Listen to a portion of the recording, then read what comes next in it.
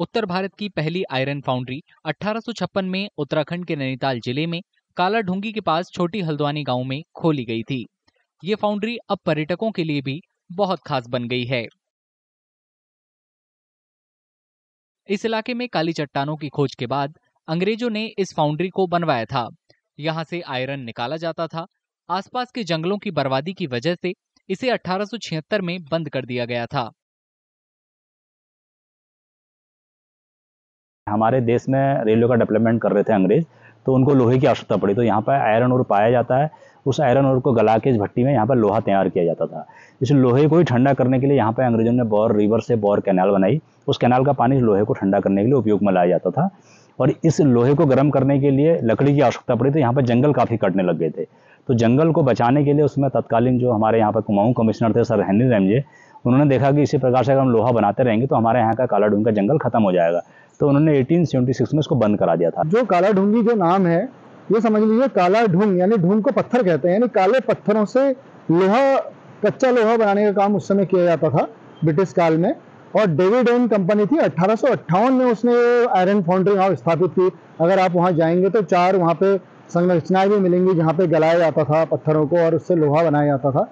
एक बौर कैनाल है, वो नदी है जिससे उसको ठंडा करने का काम पानी आता था। तो पूरी बौर नदी से नहर लाई गई थी बहुत कई किलोमीटर की और उस फाउंड्री तक पहुंचाई गई थी।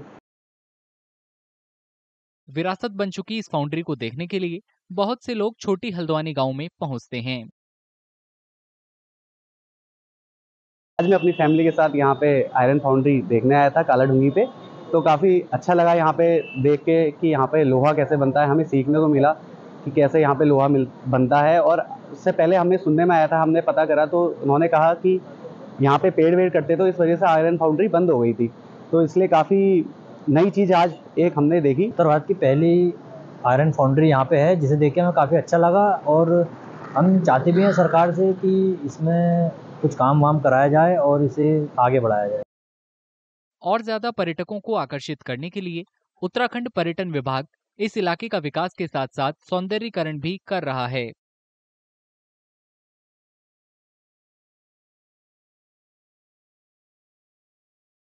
उत्तर भारत की पहली आयरन फाउंड्री 1856 में उत्तराखंड के नैनीताल जिले में काला ढूंगी के पास छोटी हल्द्वानी गांव में खोली गई थी। ये फाउंड्री अब पर्यटकों के लिए भी बहुत खास बन गई है। इस इलाके में काली चट्टानों की खोज के बाद अंग्रेजों ने इस फाउंड्री को बनवाया था। यहाँ से आयरन निकाला जाता था। आसपास के जंगलों की बर्बादी की वजह से इसे 1876 में बंद कर दिया गया था। हमारे देश में रेलवे का डेवलपमेंट कर रहे थे अंग्रेज, तो उनको लोहे की आवश्यकता पड़ी, तो यहाँ पर आयरन ओर पाया जाता है। उस आयरन ओर को गला के इस भट्टी में यहाँ पर लोहा तैयार किया जाता था। इस लोहे को ही ठंडा करने के लिए यहाँ पर अंग्रेजों ने बौर रिवर से बौर कैनाल बनाई। उस कैनाल का पानी इस लोहे को ठंडा करने के लिए उपयोग में लाया जाता था। और इस लोहे को गर्म करने के लिए लकड़ी की आवश्यकता पड़ी, तो यहाँ पर जंगल काफ़ी कटने लग गए थे। तो जंगल को बचाने के लिए उसमें तत्कालीन जो हमारे यहाँ पर कुमाऊं कमिश्नर थे सर हेनरी रैमजे, उन्होंने देखा कि इसी प्रकार से अगर हम लोहा बनाते रहेंगे तो हमारे यहाँ का काला ढूंग का जंगल खत्म हो जाएगा। तो उन्होंने 1876 में इसको बंद करा दिया था। जो काला ढूंगी जो नाम है, ये समझ लीजिए काला ढूंग यानी ढूंग को पत्थर कहते हैं, यानी काले पत्थरों से लोहा, कच्चा लोहा बनाने का काम उस समय किया जाता था ब्रिटिश काल में। और डेविड एंड कंपनी थी, 1858 में उसने आयरन फाउंड्री वहाँ स्थापित की। अगर आप वहाँ जाएंगे तो 4 वहाँ पे संरचनाएं भी मिलेंगी जहाँ पे गलाया जाता था पत्थरों को और उससे लोहा बनाया जाता था।